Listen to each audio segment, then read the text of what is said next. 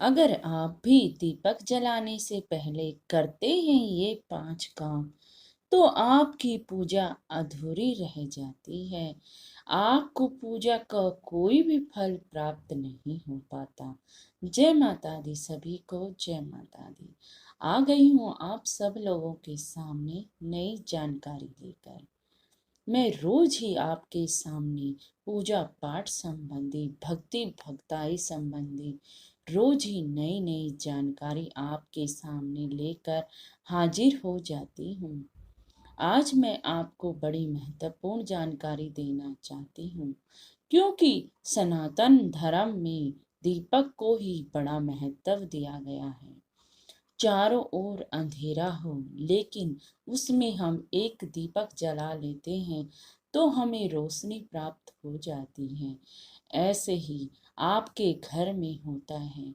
आपके घर में कितना भी नेगेटिव साया हो, आप एक दीपक जला दोगे तो बहुत सारी पॉजिटिव एनर्जी आपके घर में आ जाती है।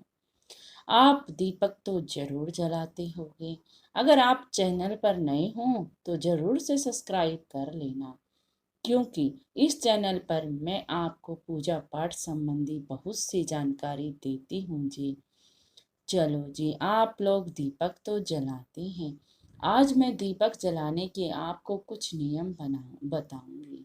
अगर आप इन नियमों का पालन नहीं करते तो आप कितना भी दीपक जला लीजिए, आपको अपने इष्ट देव का एहसास नहीं हो पाएगा।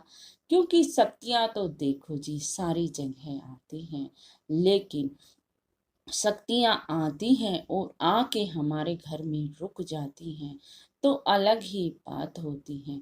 और वो आपसे नाराज होकर चली जाएं तो अलग बात होती है जी।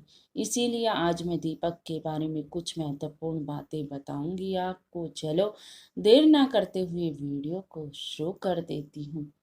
पहली बात, अगर आप दीपक लगाते हैं तो दीपक आप सुबह 4 बजे से लेकर 8 बजे तक दीपक लगाइए सुबह। इसके बाद आप दीपक तो जलाते हैं,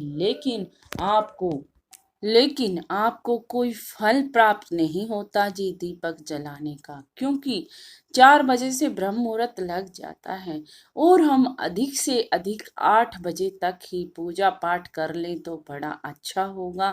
और इसके बाद करेंगे तो आपको कोई फल तो प्राप्त नहीं होगा जी, ना ही आपको भगवान के एहसास होंगे। अब दूसरी बात मैं आपको बताती हूँ जी। आप पूजा पाठ करते हैं, लेकिन आपने मंदिर में दीपक रख रखा है, मिट्टी का हो चाहे पीतल का दीपक हो। दो प्रकार के दीपक होते हैं। दीपक तो कई प्रकार के होते हैं, लेकिन महत्वपूर्ण तो दो ही प्रकार के होते हैं जो घर में अक्सर यूज होते हैं। तो आपने मिट्टी का दीपक लगा दिया तो आप रोज ही उसमें जोत लगा देते हैं, वहां जोत पड़ी रहती है और आप उसी में लगाते रहते हैं, तो भी आपको पूजा का कोई फल नहीं मिलेगा जी। क्या आप रोज झूठे बर्तन में खाना खा लेते हैं? मेरे को एक बात बताना जी। तो आप भगवान की तो वही भोजन है जी, उसी से शक्तियां मिलती हैं भगवान की, उसे ही भगवान शक्ति प्राप्त होती है भगवान को। तो आप जोत बत्ती कर रहे हो, लेकिन उसी दीपक में कर रहे हो, चाहे वो पीतल का रख रखा आपने चाहे मिट्टी का। अगर मिट्टी का दीपक यूज करते हो तो जी रोज ही उसे धो मांज कर यूज कर, एक ही बार यूज होता है जी मिट्टी का दीपक। और अगर पीतल का दीपक यूज कर रहे हो तो उसे रोज अच्छी तरह धो मांज कर साफ कर कर ही यूज करना। अब तीसरी बात मैंने आपको बता दीजिए कि आप हमेशा ही दीपक अगर मिट्टी का है तो नया लेना, और अगर पीतल का है तो रोज ही धो मांज कर साफ स्वच्छ कर कर ही रखना। अब चौथी बात भी मैं आपको बता रही हूँ जी। आपने दीपक तो ले लिया, और आपको ये बात भी मैं बता देती हूँ जी। आप दीपक और भोग के रोज ही भोग प्रसाद जिसमें रखते हो उन बर्तनों को रोज ही साफ किया करो, और अपने खाने पीने में यूज ना किया करो। भगवान के बर्तन हमेशा ही अलग होने चाहिए। अब मैं तीसरी बात आपको बता देती हूँ जी। जब भी आप पूजा पाठ करें, जब भी अपने मंदिर में जाएं, तो साफ स्वच्छता का बड़ा ही ध्यान रखें। रोज ही गंगा जल छिड़कें, तभी पूजा पाठ करें।